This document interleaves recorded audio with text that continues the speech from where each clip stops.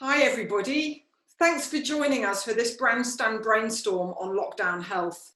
I'm Anna-Marie Solowij, Creative Director of BRANDstand Communications, and I'm joined today by 3 guests.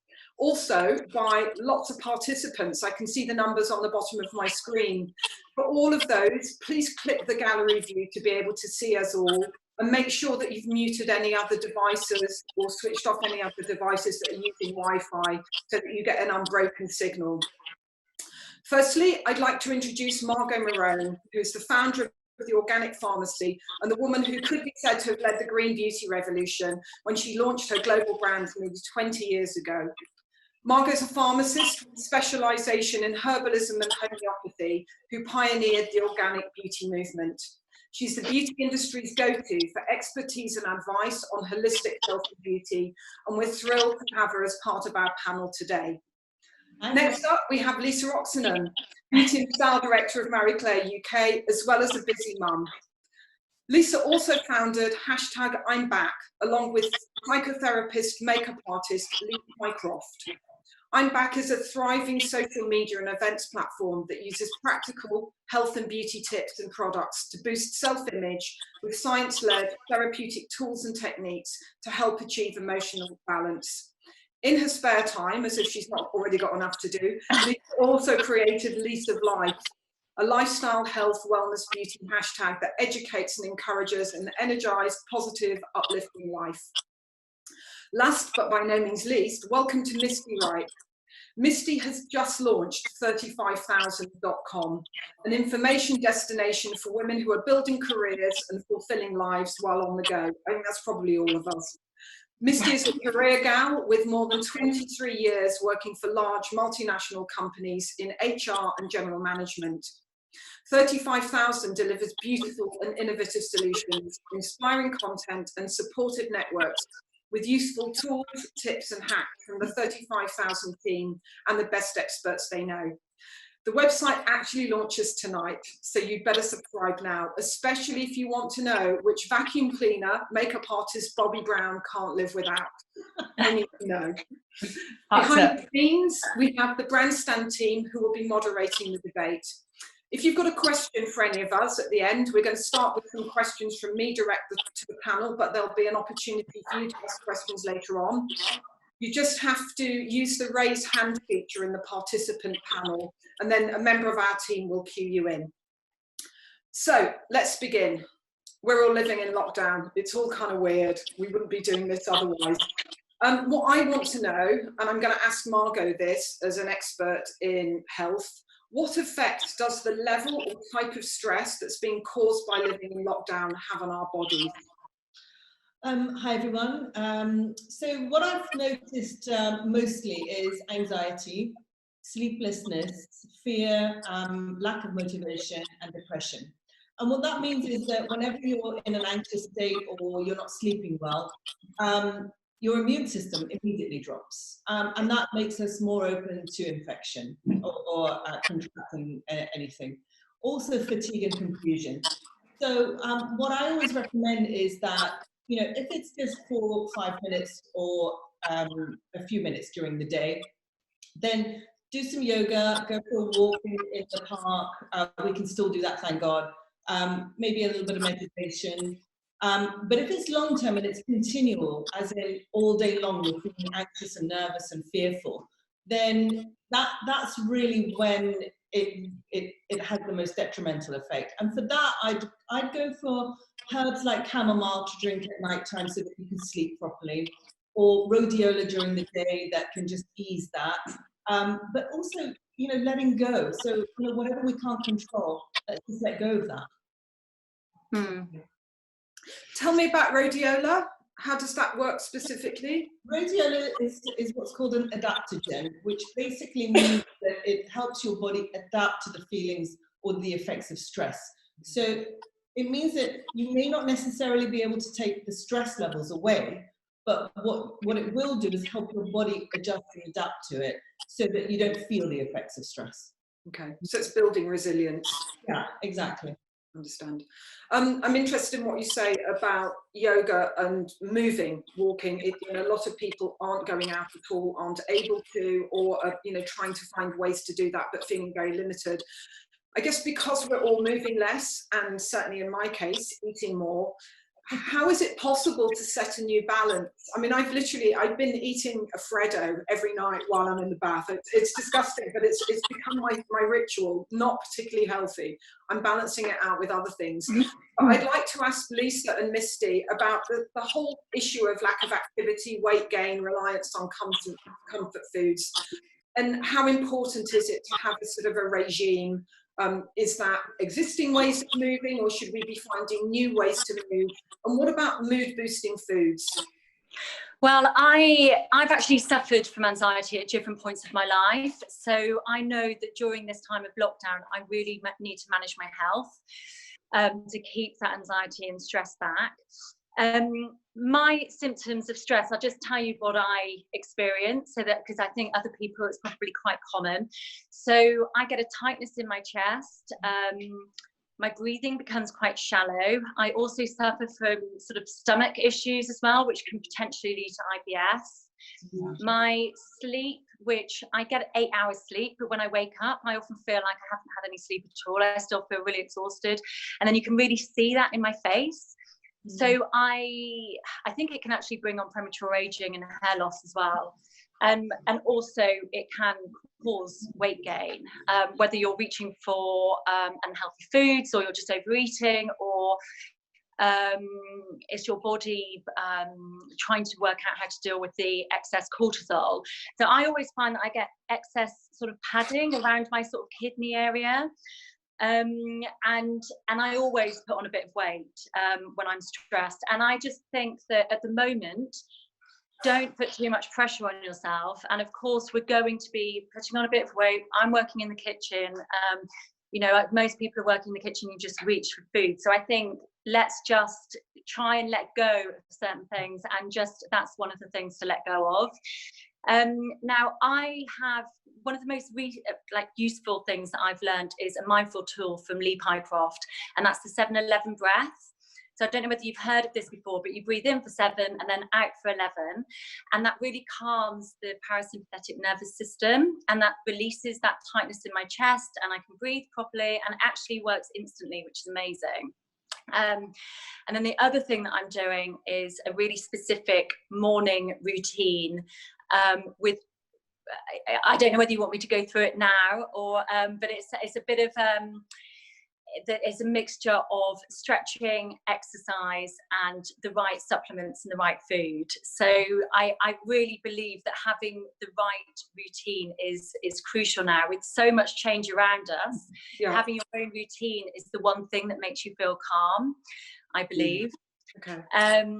So actually, it would be great if you could post that on Lease of Life, and then we can, and so if people follow # Lease of Life, then they can pick up that routine. Absolutely, separately from the conversation. But I love the 7-11 breathing thing. It's something that I rely on, and I know, and it's something that's easy to forget, and it's almost like we don't think about breathing, but the minute you do, you think, okay, let's try and control it, and it takes your head away from where it's stuck. Misty, what about you? What's your advice on? Well, I love that Lisa mentioned the stress and the cortisol, and I think I too have suffered with anxiety, and I've really battled it during this time. It's almost felt akin to some of the most intense periods of my career. Even though I'm not doing anything or going anywhere, and the fact that all of us are on this call means that we're probably pretty type A. And we're used to setting up our lives so that we can achieve things, and setting up our lives so that we know we've got levers that we pull every day, if you will, that help us feel successful. And that's been taken away from us. Yeah. And we have to recalibrate what that means for each one of us. And I think that one of the things that's so important is to be a student of ourselves, and to actually take a minute, step away from what everyone's telling us we should do right now, and just take a minute and say, when I'm at my best, what's true about me? What sets me up for success?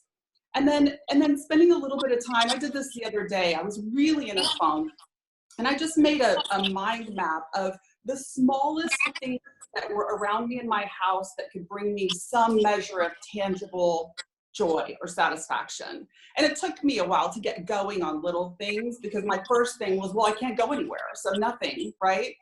But actually you get on a roll, and I figured out that I love my iced coffee, my Hario Japanese iced coffee machine thing.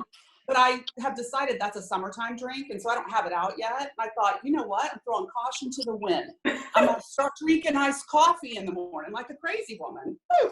But it's brought me so much pleasure. And so I ended up with this whole list of tiny little things around my house that A, I took for granted, and B, I maybe forgot that I enjoyed. And I've started bringing those in. And I think for me, one of the things that I've had to learn about myself is I become panicky with routine imposed. That's just my personality. I need freedom. That's been taken away from me. And the first thing I did is I started looking at everyone's routine, and everyone's saying, you've got to have a routine. And then I panicked because I don't have a routine. Yeah. So again, I think for me, it's been a lot about coming back into myself and figuring out small bits of things that bring me pleasure, letting go of the rules around how I might normally live my life, because I need to set some new rules. Yeah. I think we're all spending so much time with ourselves, you know, to the extent of, I'm sick of me. I'm also sick of cooking every day. I ordered a pizza last night very guiltily. You know, it's just like that sort of feeding thing, and I'm bored as much as anything with that routine. So I'm trying to break out and make new ones. I like your mind map idea. I'm going to do that. I think, go on, sorry. So I think it's really important to say though as well, that if you are a really busy mum and you've got kids everywhere and you just need some privacy, I'm finding it really helpful to take some time out in the morning and just have an hour on my own, so that I can just sit, and even if it's staring out the window or whatever I'm doing, I just need that headspace. I'm not getting any privacy at all, so I just make sure that I get up about an hour and a half before Eliza, and I can do some stretching, or I can do something that's just me, and it brings, you're completely right, Misty, I just need to find out what I want, who I am, and what's going to help me through the day. So it's about getting that headspace.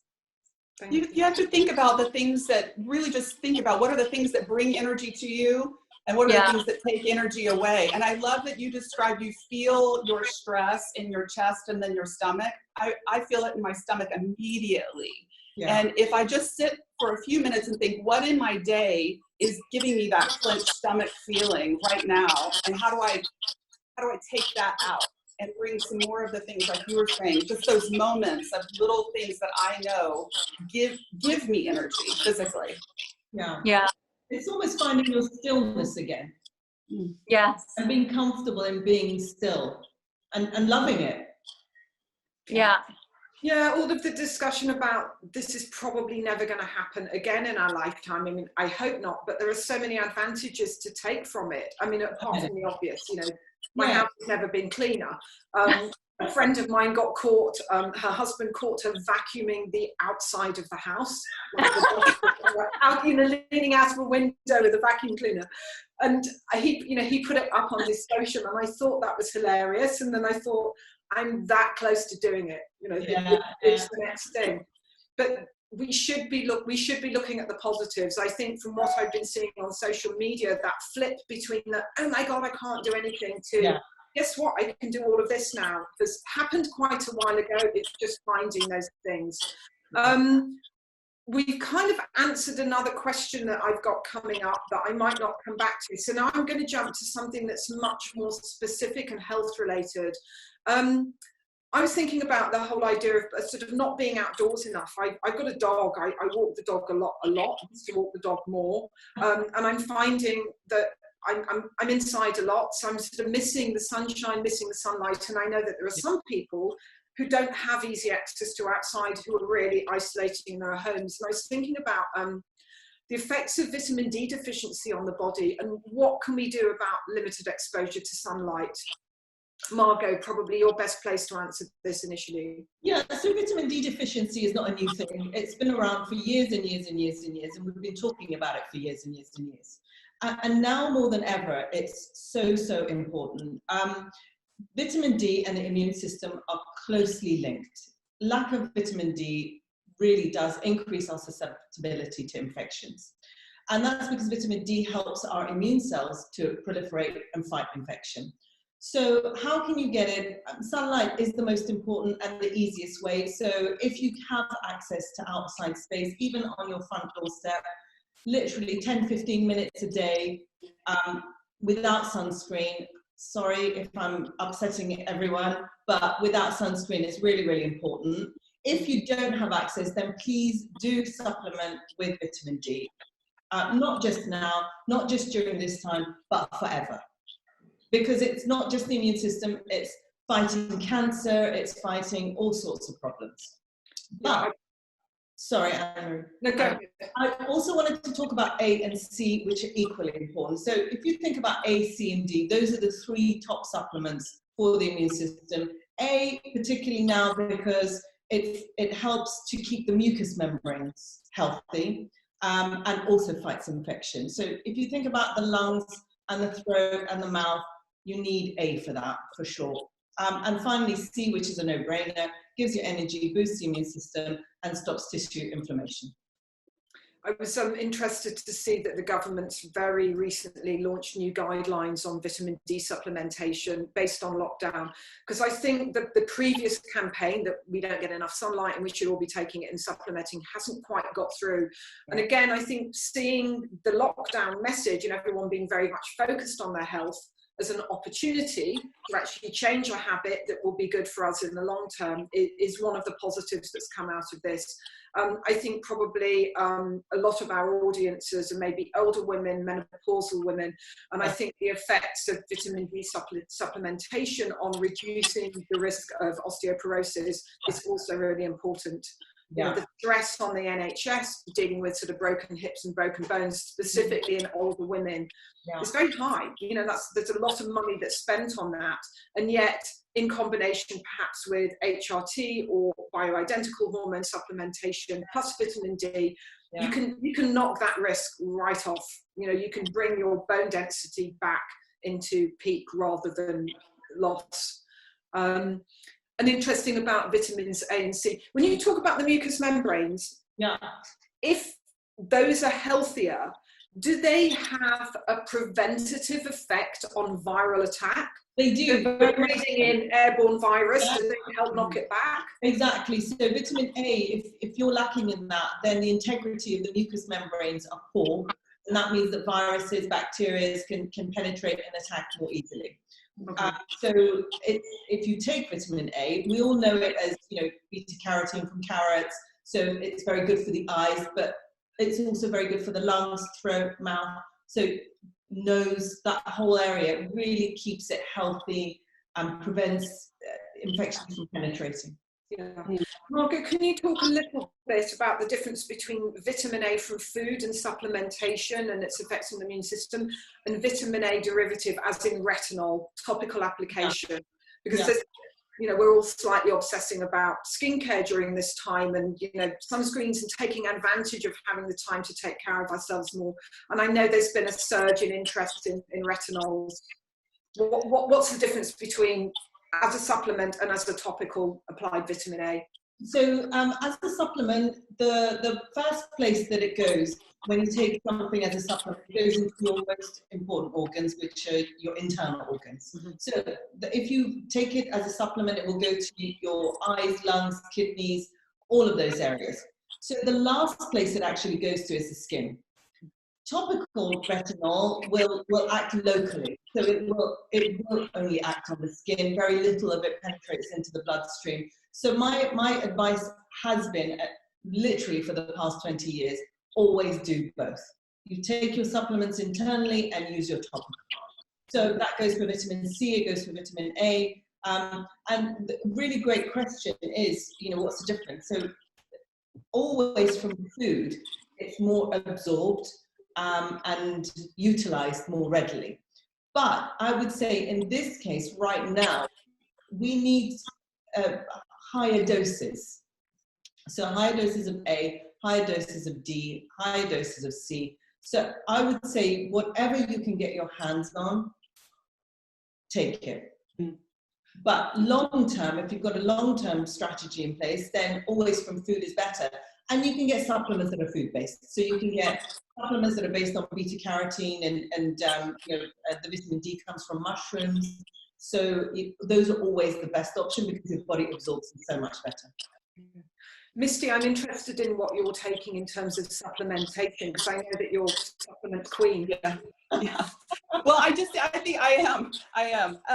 But you know, it's so interesting because I have long time struggled with vitamin D insufficiency, probably more than a bigger deficiency.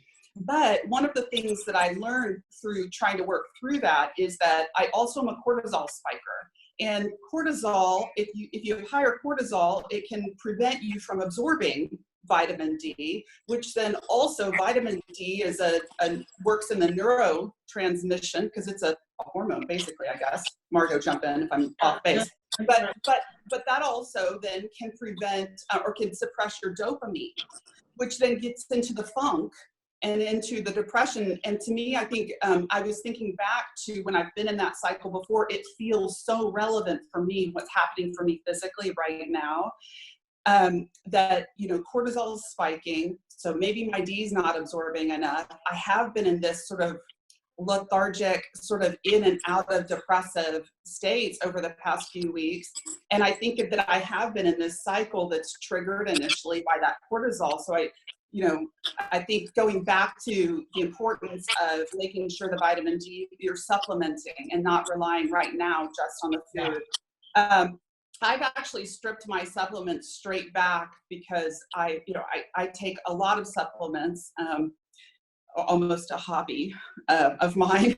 And I met with my naturopathic physician at the very beginning of this and said, okay, just give me the bare bones. And she gave me my healthy dosage, and then should I fall ill, what I should be doing, basically ramping up on a couple of them. But I'm taking zinc. I'm taking D plus K2, and the vitamin K helps with the absorption, which I think I struggle with. I'm taking buffered C, and I'm taking oregano oil, which I would love to know Margo's opinion as to whether that's hocus pocus. No, not at all. Not at all. Okay. Fantastic. Good. And then the other thing that I would love for you guys to weigh in on as well, I'm taking mucuna pruriens, which is the L-Dopa or the velvet bean. And I have found that has helped my mood so much during this time. And it's something that helps me with focus as well. And I would love to know, just if you guys, I guess that probably falls into a nootropic or I don't know if it falls into an adaptogenic, but that's what I'm taking right now. And like I said, I've stripped back, no hair vitamins, all the vanity vitamins out the door. Oh, I've upped the vanity. I'm on the B12, I'm on the B, I'm on everything. Oh yeah, B12. I also take B12. Yeah, B12 is really important for the nervous system, so I'd say carry on doing that. But the only thing Misty, your supplementation is great. The only thing I would suggest for both of you, for Lisa and Misty, and for everyone who's having anxiety, a cup of chamomile tea. Simple. Done. Okay. So simple. Whenever you feel like you're overwhelmed, and the reason also says it's fantastic, but the good old-fashioned simple remedies like a cup of chamomile tea will work so beautifully. Okay.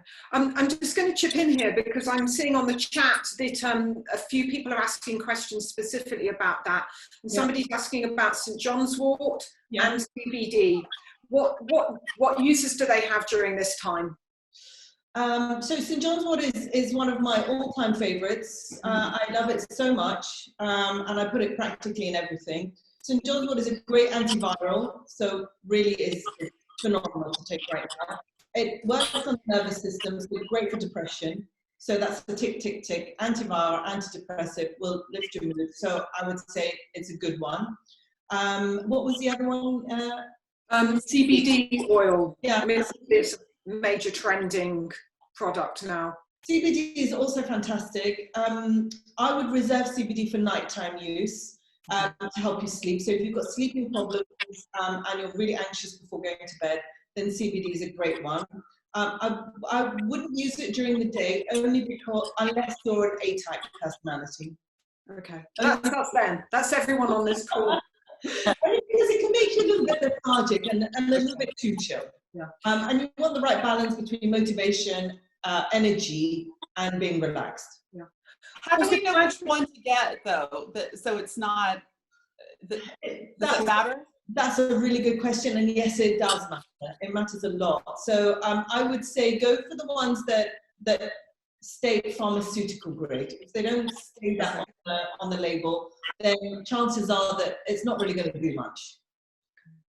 Margo, can I just ask about the chamomile tea? Because it's something that I would traditionally take at bedtime to kind of help me calm down. Yeah. If you're getting anxious during the day, will it have the same effect then? So can you drink it anytime you want? You can drink it anytime you want. Obviously not in excess. I'd say 2 cups a day, but only for those who are really anxious. So I have a cup of chamomile tea or valerian tea before I go to bed every night, and it's just magic. I love it. But if you're suffering during the day and you've got anxiety, then I would cut back on caffeine, so no coffee or green tea. And although that sounds horrific, that will make you more anxious. Yeah. Switch that to something like chamomile or another herbal tea. Lisa, what's your regime now? What are you doing in terms of supplementation and? Well, yeah, so I've always taken supplements. I'm a bit of a supplement queen as well. But this time I have really stripped them back. I've had time to look at what actually really matters. So I take a vegan multivitamin. I'm vegan, so it's really important that I take the multivitamins and also vitamin D. I also take ashwagandha, and I've started taking 5-HTP. Yeah. Margo, do you want to explain about 5-HTP? Yeah, so 5-HTP is a precursor to the happy molecules in the brain. So it's a great one to take, and really also good for your bed too. Yeah, and I've been taking immune support as well from a few different brands. And one thing that I have been trialing actually is the Organic Pharmacy 10-day detox. And that I find is really brilliant. It really works to sort of, if I'm stressed, I feel like I'm really tired and I just can't, if I feel weak in the morning, I feel like I really need to sort of take loads of minerals and vitamins to sort of reboot myself, reboot my system. But it's great because it also helps with digestion and it clears the digestive tract. And so I've been trialing that for the last sort of 7 days, and it's been brilliant. So yeah, I think one thing most people don't know is that apart from all the environmental toxins, stress is actually the biggest producer of toxins in the body. So when you're stressed, you produce so many toxins, and doing a detox is such a great way to clean the body. And funnily enough, one of the things that I'm doing now, because I was eating so poorly, is that, and I was sick of cooking, is I'm trialing the detox kitchen, and they're quite good because they deliver food to your house. Yeah, I've used them several times.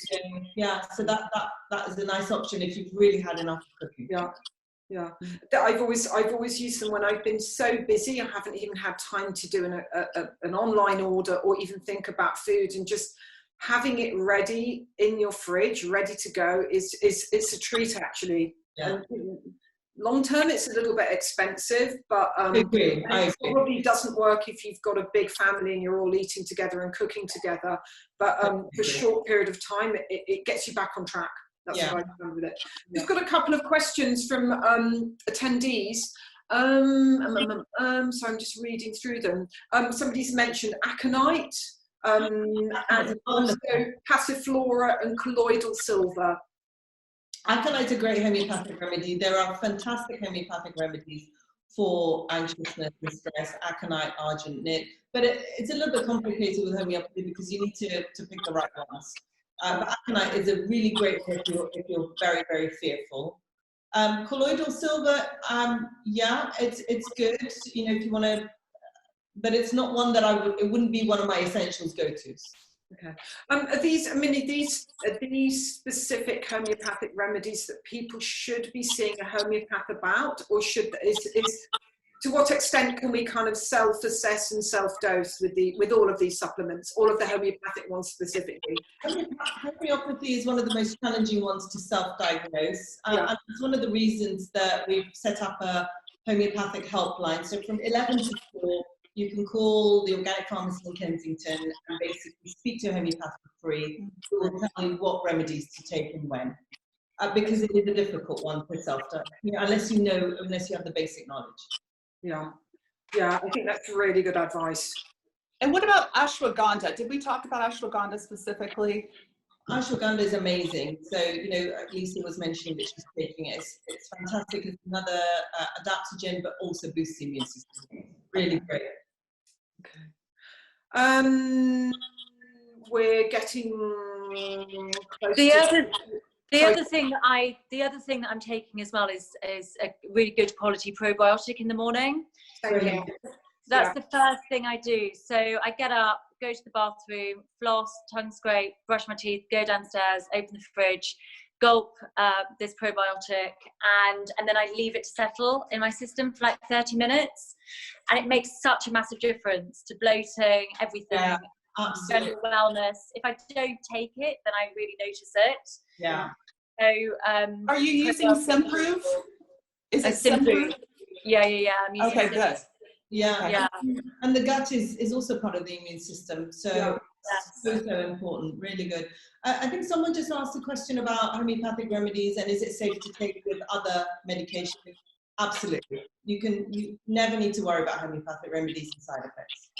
One of the other things for gut health that I've been doing for quite a long time, although I can't get hold of the powders, is making kefir. So having it instead of other dairy products, instead of yogurt. And then also found myself craving root vegetables, which are also really good for the gut lining and all of those little sort of cilia that help pick up the nutrients from our food. I mean, I've been banging on about gut health for such a long time now, but I think when we have this opportunity to learn deeply about something, I think the connections between gut health and immunity are becoming much more obvious. We can do the research, we can get down to the next level, we can understand that certain of our actions will have a positive effect. And making those connections seem to be something that's really happening now, because people are asking questions, they have time to challenge, and they have time to research. We're kind of on our last question, but I know that there'll be quite specific questions coming through from the attendees.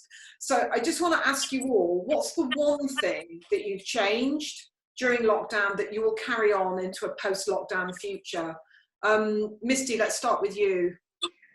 I know this sounds strange, but my family's all in the States, and we're not Zoom video connection people, but for some reason, as soon as this happened, it has given everyone permission to do video all the time, which we got to set some boundaries around that. But I do want to carry on having video connect-ups and meetups with my friends and family. It seems so crazy and obvious. I don't know why we didn't do it before. I'd like to have less of it with people that I work with every day and just keep it going with the family. Yeah, I wished I'd bought shares in Zoom. Didn't they start this whole thing? Yeah. Yeah, exactly. Margo, what about you? What are you going to carry on? I'm going to carry on. Misty mentioned that she created a daily ritual that really helped her. And I did the same. So one of my daily rituals is that I wake up in the morning and I just spend 5 minutes lighting a little bit of incense. And then I sit and I give thanks to everything that I appreciate and I'm thankful for. And I know that sounds a little bit cliche or whatever, but that's really helped me appreciate and bring in the joy that I have in my life. And that's something I want to carry on doing. So that 5 minutes every morning. I don't think it's cliched. I think that so many of us don't have a formal religion in our lives. You know, religion seems so divisive now. It's, you know, it's extreme, or you're associated with a particular group in a way of thinking, and yet we all look for the ritual of the repetition and the endorsement of our thinking. It's like saying your prayers. I mean, good enough when you were a kid, or if it's good enough to say your prayers when you really do follow and believe in a religion. Why doesn't it have value as an individual? It's your belief, it's what you choose. It's so important. No, I completely agree. Lisa, what about you? What are you going to carry on doing? Well, every morning around 8:30, I strap Eliza to my back and we go walking through the fields and the hills, and it's just the most incredible thing. We don't come across another soul, and we play dance music and we dance around, and it's just been so energizing. It's amazing. So I'm definitely going to carry on doing something like that, although she's nearly 4, so she's getting a bit heavy for my back. But definitely some type of exercise, like cardio exercise in the morning, is just doing me the world of good mentally and physically. I feel so fit now. So that's definitely worth carrying on. Brilliant. I'm going to stop doing the Freddos in the bath, but I think the thing that I'm going to carry on, at least try, I'm buying the family packs. They come in 10s. It's scary. What am I going to carry? I started burning frankincense, the raw resin. Yeah. You can order it online. I can't even remember the name of the company, but you get these little charcoal pellets. And then you put the frankincense, you sort of set the charcoal going, you put the frankincense on it. And I'm kind of using it as a sort of space clearer, kind of calm down. And it's so good. I mean, I'm using it outside as well because it has set the fire alarm off once. I'm being careful about that. And it's become a ritual, and I love the smell. And what I didn't actually, I've always loved the smell of frankincense, but what I hadn't actually thought about was that it reminds me of church. I was brought up a Catholic. It's not something I practiced since I was a teenager. But it kind of takes me back to that place where I feel as though someone else, someone bigger, is in charge of stuff. I don't mean the government or Boris. Beyond Boris. And there's a sort of reassurance and a comfort in it. It's very much a ritual and a process. And I've been hanging my clothes to get the sort of smell of it, and it's wonderful. It's like an alternative to fragrance. I'm really hating the smell of synthetic fragrance. I'm becoming so, I suppose the air's cleaner. My senses are much more tuned into things, especially my sense of smell, because I'm trying to be outdoors. And I'm down in Cornwall where the air's cleaner. And I can't bear synthetic, and I'm really craving sort of natural smells, aromatherapy oils, those sorts of things. What are the practical logistics on the frankincense situation? What are you actually burning? Are you putting it on a plate? Is this chunks of something? I've got this little they're about this big, like a pastel size charcoal. Misty, I'll put something up. I'll find the name. Okay, I can't remember. You can find it online. And you buy them in a sort of a pack like that, and you burn the pastel of charcoal first. You get it white hot, and then you put the frankincense nugget on top, and then it just starts to diffuse the smoke into the air. So you're basically creating the sort of the resin is burning. You're creating smoke, and I'm doing it on. I found an old cast iron candlestick, and it's the perfect place to burn it, because otherwise you need a really sort of something that doesn't heat up. You kind of need to burn it in metal, but then you need something else so it doesn't transfer heat, because the charcoal gets really hot. So you have to be very careful. And I've ruined my best tweezers picking up the thing. So I need to sort of, somebody needs to make a kind of mini charcoal burner kit that's between a kind of a sort of a barbecue kit and tweezers. I do exactly the same thing every morning. Exactly the same. It's lovely, isn't it? It's magical. Yeah. Okay. I mean, those are my sort of formal questions. I'm opening the floor now to all of our attendees to sort of chip in. I'm kind of going to begin with. Sorry, we've actually got some on the chat. So somebody's asked, how do you burn the resin? Yes, you burn the resin. Okay, so is there one supplement that you'd recommend for anybody suffering with IBS? I would go to the one that Lisa recommended, which is the probiotics. I'd start with that first. And usually with IBS comes anxiety. So, I would start with the probiotics and the chamomile and see how that goes. Okay. Right, I'm now going to sort of ask people to raise their hands if they want to ask a specific question. I haven't actually done this before, so I'm not sure what happens. But I think. Can I ask a question of Margo and Lisa? I mean, so just from a supplementation standpoint, we've talked about us, but what about kids? What about how are you approaching the other people around you? Really good question. So I have 2 kids. Well, they're not kids anymore. They're quite grown up.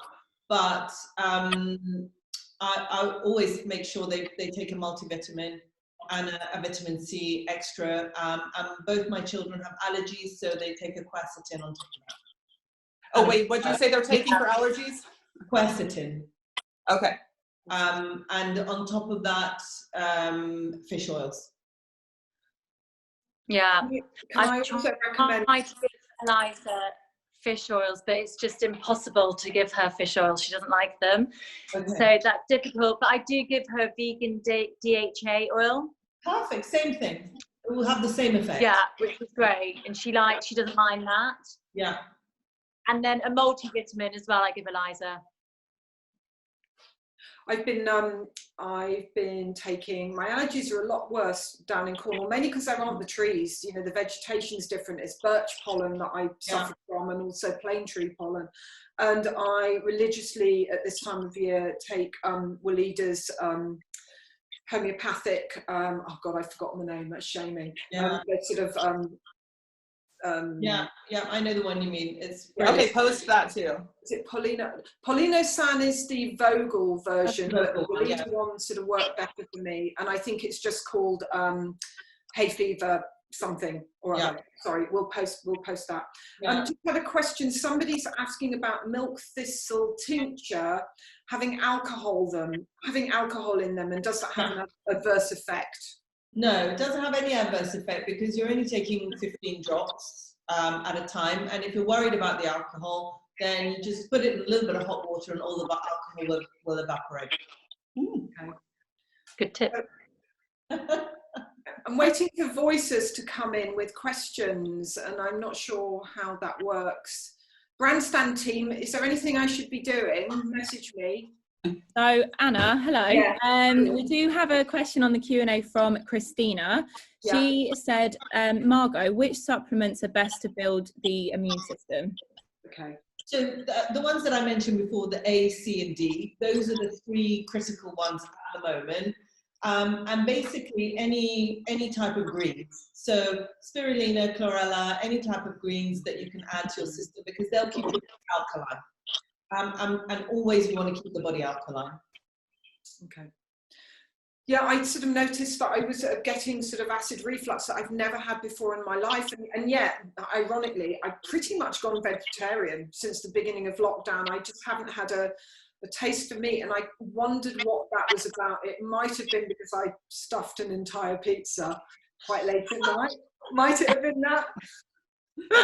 Vegetarian pizza. Yeah, couldn't be the Freddo though. Yeah, but also I find that a lot of raw vegetables and beans will make me bloated. Right. Okay. It's just having that balance of cooked and raw. Yeah. And all of it raw. I've been upping my herb intake as well because it's so easy to just add them to everything, and also turmeric powder. I sort of sprinkle on absolutely everything, sweet and savoury, and it seems to help.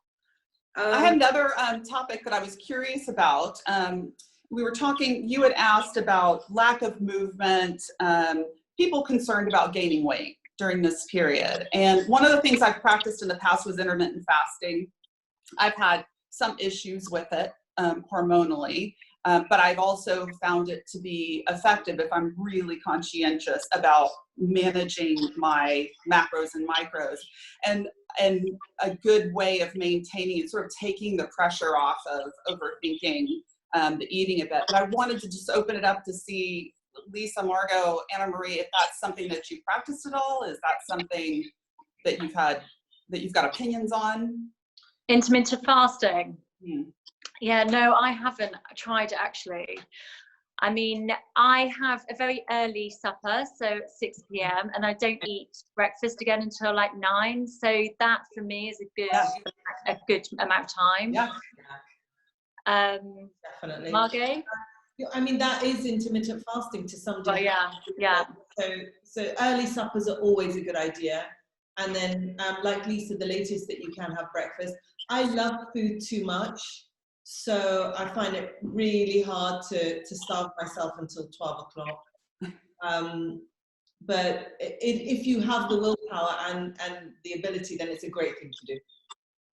I tried it for a while, Misty, mainly because you talked about it and said how it had really worked for you in the beginning, and I did stick with it for quite a while, and I found for me it didn't actually make that much difference. But like Lisa, I try and eat supper early. That pizza was a real aberration. I won't be doing that today. And my body told me that it wasn't good to be eating pizza at 9 o'clock at night. I think I really wanted it. So I try and eat supper early, and I try and do the thing whereby my breakfast is a decent sized meal. It's protein based. I try not to drink water or any liquids around food, because I believe, you know, I'm a big fan of Maya medicine and those principles. Yeah. And I believe that liquid sort of waters down the digestive enzymes, and I try and do the chewing, and that feels easier now because there aren't the distractions when I'm eating. So to really focus on beginning the digestive process in the mouth so that it's not such hard work for your stomach. And I try and create gaps. I try not to snack in between meals. Yeah. I've been on the cake a bit too much though. I've kind of got into the whole sort of baking banana bread and stuff. So like we said earlier, I'm not beating myself up because of that, and I'm actually generally eating much healthier. I don't drink anyway, so that's not been an issue for me. I'm more of a chocoholic, and I can't get my favourite organic dark chocolate down here. My sort of justify eating a lot of it because it's really high in antioxidants, which is why I've been stuffing the Freddos. That's the last time I'm going to mention Freddos and give Cadbury any credit.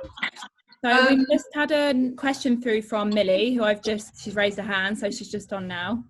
Okay. Millie, what's your question? Who's it for? What's the best time to take your supplements? Best time of day? So it depends which one you're taking. Anything that boosts your energy, so for example, the C's and the A's and the essential fatty acids, those are always best in the morning, all the B vitamins, because they boost your energy. The ones that sort of adaptogens or the calming ones that you can take at night time. I sort of take everything in the morning because I just feel like once I've got my morning routine done, that's done for the day, and I don't have to think about other pressures later on. So I always have a protein shake in the morning, a vegan protein shake in the morning, and then take my supplements about half an hour after that. Yeah, that works. And then it's done. Thank you. There's a question here from somebody who's suffering from hormonal imbalance and how it affects, and it's affecting their skin, breakouts in the jaw area. How can they treat this topically and internally? Can I make a recommendation for topical any breakouts? It's Weleda Acnedoron lotion. It's amazing. I don't get many spots. I do occasionally hormonally. And if you put it on at night time, by the morning, it's gone. The whole thing's gone completely. The redness has gone, the irritation, that feeling of bruising, and it really helps speed up healing. It contains a combination of different essential oils. And I know it's available from weleda.co.uk online. But Margo, any sort of, sort of excess estrogen and stress? So both of those, stress will automatically make any skin condition worse. So if you're breaking out and you're stressed, once you reduce your stress levels, that normally goes. Anything that will boost your immune system is really good to take. So again, the A, C, and D will help your skin enormously. And topically, you know, I'm a huge fan of Weleda's, but also a really good mask is brilliant. So Organic Pharmacy does the purifying seaweed clay mask, which you can just put on, leave on, or dab on the spots, and it just draws everything out, really makes it fresh. So, and it's also a really nice pamper time. So we've got so much time. I'm a lover of a good mask. Yeah. I have battled cystic acne my entire life, and I've done all of the things, the hardcore things, and I did figure out that mine was estrogen dominance, not necessarily because of an overproduction of estrogen, but I wasn't flushing my estrogen. So I had old estrogen, new estrogen, all kind of hanging out, and get the breakout, the hormonal breakouts. I, for what it's worth, went on to a supplement, a DIM, which Margo could probably tell us more about, but the one I used was called Estro Block, and you can find it online. And it they talk all about the acne challenge, but a DIM is what I used for that. All right, actually, Agnus castus, thank you, Misty, that came to my mind. Agnus castus is a really great herb that balances hormones, specifically estrogen. And making sure that your liver is flushing, you know, I think that was the other thing, is with this supplement, they had I took a cleanse. I did a cleanse just to make sure, because my body wasn't flushing properly. So that was sort of the root of my issue, I think. So we've had a question through for Lisa. They've asked, how long have you been a vegan for, and what results have you seen in regards to your own health? I've been vegan for the past year. Before that, I was breastfeeding. I've been breastfeeding Eliza for about 3 years. So I was eating anything I could get my hands on during that time. But I've been vegetarian for 20 years. I've gone back to being vegan because I noticed a massive difference in my energy levels, for one. You've got to be really careful though, being vegan, because you can get stuck in eating the vegan junk food rut, which isn't great, and the vegan junk food is probably worse than ordinary junk food. So the vegan chocolate and all of that stuff. So I basically cut all sugar out from my diet, apart from a piece of vegan fruitcake in the afternoon. So I've got a really strict food intake, really. I mean, I eat whatever I like, but it has to be nutritious, basically, and vegan. But I've definitely seen a massive difference in my energy levels. Yeah. That's really interesting. Thank you. Susanna has a question for Misty and Margo. Please, could you clarify the supplements? Sorry about my pronunciation if they're wrong. Rhodelia and Velvet Bean. I think you mentioned them earlier on, but just wanted a little bit more clarification on those, please. Yeah, I think it was. Oh, I'm taking Mucuna puriens, which is made out of the velvet bean, and Margo could probably talk about the rhodiola. Yeah. Yeah. So rhodiola is an adaptogen that basically helps your body adapt to stress. So the effects that stress have on us, if we can't take the stress away as such, the rhodiola will just reduce the effects that it has on our body and help our body adapt to it. You can find it anywhere. Most health food stores will have it. You'll probably find it online quite easily. Great, thank you very much. We have a question from Courtney for everyone. So what's the one great positive you've discovered about yourself during this time that you will continue afterwards? Well, I've discovered that I can actually stick to a routine and have the willpower to live how I'd like to live. So it's you know, it's hard getting a child out of bed in the morning and then doing the run and doing the exercise and then and getting back for 10 a.m. But I like to do that because it really sets me up for the day ahead, and it just shows I just feel more positive. So I'm really proud of myself for doing that, actually. Oh, that's amazing. Does anybody else have any? I think for me, it's been going back to the basics. It's like moving down and going back to the basics. So I'm really loving, you know, cooking with the family. You know, everyone just joining in together and spending that time together. I love that. And I also love the stillness. I love the fact that life is now still and you can breathe. I think for me, it's been a recasting of my pleasure points. I mean, I think before this, you know, to look forward to an evening, I wanted to have a dinner at a restaurant with friends, and it needed to be a situation, or I wanted to be planning a holiday, you know, and these are quite big things that are wonderful things, but that now that that's stripped away and I've recalibrated, I derive the same level of pleasure from walking around in circles in my garden once a day, or just sitting down at 2 o'clock in the afternoon to read a magazine and not choosing to feel guilty about that. Yeah. And I'm getting the same level of physiological pleasure out of that as I would planning a holiday. Who knew? Yeah. Same here. I'm really enjoying not having the alarm clock go off every single morning. And ironically, I'm waking up anyway. So there's a real pleasure in waking naturally, wanting to get up, wanting to get on with things, you know, no matter what's on the schedule for the day. I'm missing people dreadfully, physical, being in their physical space, this, you know, being able to hug somebody, sitting really in front of them, that kind of human contact. But equally, I'm you know, loving being out with the dog all the time. Thank God for the dog. It's just like kept me safe. Listen, that's pretty much an hour spot on. We do have other questions, but I know we've all got other commitments. What we'll follow up with panelists is answers to things that we said we promised. If I can't work out how to put them on the Zoom panel, and if that gets switched off at the end of the call, we'll put them on our social media channels as a follow-up to this. I just wanted to thank everybody for taking part. It's been good fun, hasn't it? And Yeah, I've learned something. We've all learned something. Yes. So we're going to do these every week. Yeah, well done. Yeah.